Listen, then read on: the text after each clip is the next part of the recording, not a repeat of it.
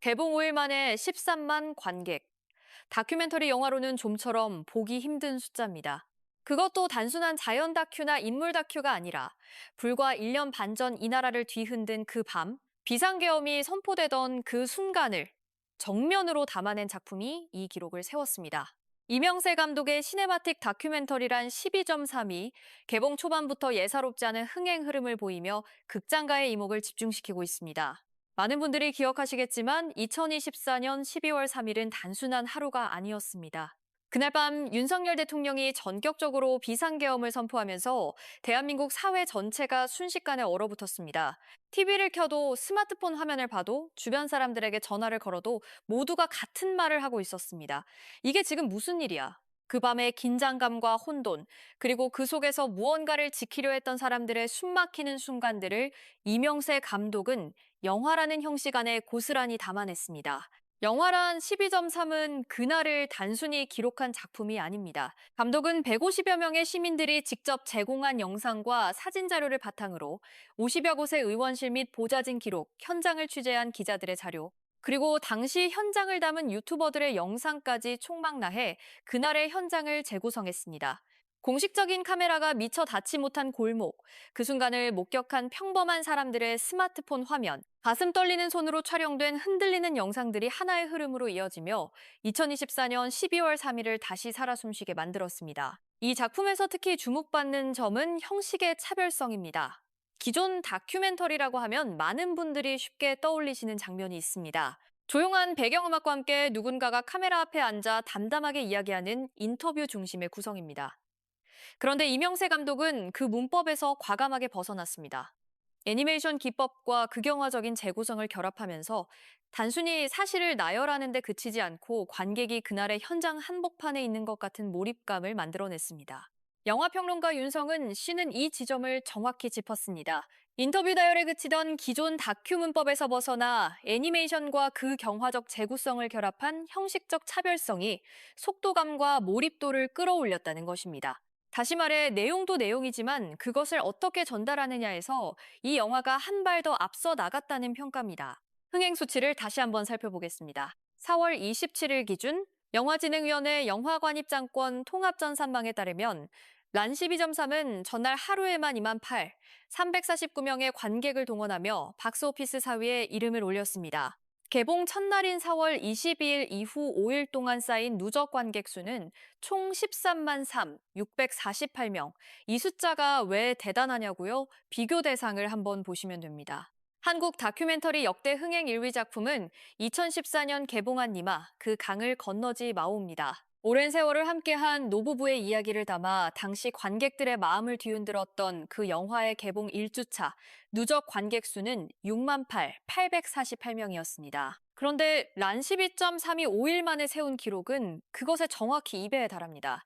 다큐멘터리라는 장르 특성상 대형 상업 영화에 비해 불리한 조건이 많다는 점을 감안하면 이 수치는 단순한 흥행을 넘어 사회적 반향을 보여주는 지표라고 해도 과언이 아닙니다.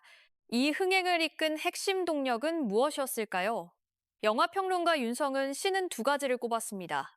하나는 12.3이라는 소재가 지닌 뚜렷한 타깃층입니다. 그날의 비상계엄을 직접 목격하고 분노하고 슬퍼하고 두려워했던 사람들, 그 하룻밤 동안 잠 못 이루며 뉴스를 뒤졌던 사람들, 민주주의라는 단어가 다시 가슴 속에서 의미를 찾던 사람들. 이 영화는 그들에게 단순한 영화가 아니라 기억의 공유이자 감정의 정리이기도 했을 것입니다. 또 하나는 관람 이후의 입소문입니다. 영화를 보고 나온 관객들이 주변에 적극적으로 권하면서 자연스럽게 시너지가 생겼다는 분석입니다. 요즘 시대의 입소문이 콘텐츠를 움직이는 가장 강력한 힘 중 하나라는 건 누구나 알지만 그 입소문이 자발적으로 일어나려면 영화 자체가 그만한 무게를 지녀야 합니다. 란 12.3은 그 조건을 충족했다는 뜻입니다. 그리고 빼놓을 수 없는 것이 바로 이명세라는 이름입니다. 이명세 감독은 한국 영화계에서 독보적인 스타일리스트로 손꼽히는 인물입니다. 화려하면서도 치밀한 시각적 구성, 일반적인 서사 문법에서 한 발짝 비켜선 감각적인 연출로 오랜 세월 관객과 평단 모두에게 신뢰를 쌓아온 감독입니다. 윤성은 평론가가 말했듯 이명세라는 이름 자체가 완성도에 대한 신뢰를 담보한다는 표현은 그냥 수사가 아닙니다. 이 이름이 걸리면 적어도 허술하게 만들어진 작품은 아닐 것이라는 관객들이 축적해온 경험의 총합입니다. 특히 이번처럼 무거운 소재를 다루는 다큐멘터리에서 연출자의 신뢰도는 더욱 결정적인 역할을 합니다. 어떤 사실을 어떻게 배열하고 무엇을 강조하며 어디서 감정을 건드릴 것인지 그 판단력에 대한 믿음이 있어야 관객은 극장으로 발걸음을 옮깁니다. 이 영화에 대한 관심은 국내에만 그치지 않습니다. 영국의 권위 있는 영화 전문지 스크린 데일리도란 12.3을 주목했습니다. 스크린 데일리는 이 작품에 대해 비상계엄이라는 긴박한 상황 속에서 시민들이 스스로 제공한 영상과 사진들이 총망라된 작품이라고 소개하며 그 안에서 시민들의 자발적인 연대가 지닌 힘을 짚었습니다. 이는 단순히 한국 내부의 정치적 사건을 다룬 영화가 아니라 민주주의와 시민의 역할이라는 보편적인 주제로 익힐 수 있다는 가능성을 보여줍니다. 해외에서 이 영화가 어떤 평가를 받고 어디까지 나아갈 수 있을지 앞으로가 주목됩니다. 영화란 12.3의 흥행이 보여주는 것은 단순히 한 편의 다큐멘터리가 잘 팔렸다는 사실만이 아닙니다. 사람들이 그날을 잊지 않고 있다는 것, 그리고 그 기억을 혼자가 아니라 함께 극장에서 나누고 싶다는 마음이 이 숫자 안에 담겨 있습니다. 비상계엄이 선포되던 그 밤 스마트폰을 들고 거리로 나섰던 150여 명의 시민들이 제공한 영상은 영화 속에서 역사의 기록이 되었고 그 기록을 보러 13만 명이 극장을 찾았습니다. 영화가 끝난 뒤 극장을 나선 사람들이 무슨 생각을 했을지 어렵지 않게 짐작할 수 있습니다. 여러분은 어떻게 보셨나요? 이런 작품이 흥행을 이어간다는 것이 단순히 한 편의 영화 이야기로만 익히시나요? 아니면 그 이상의 무언가를 말해준다고 느끼시나요? 댓글로 여러분의 생각을 나눠주시면 정말 좋겠습니다. 이 채널에서는 앞으로도 주목할 만한 소식들을 빠르고 깊이 있게 전달해 드리겠습니다.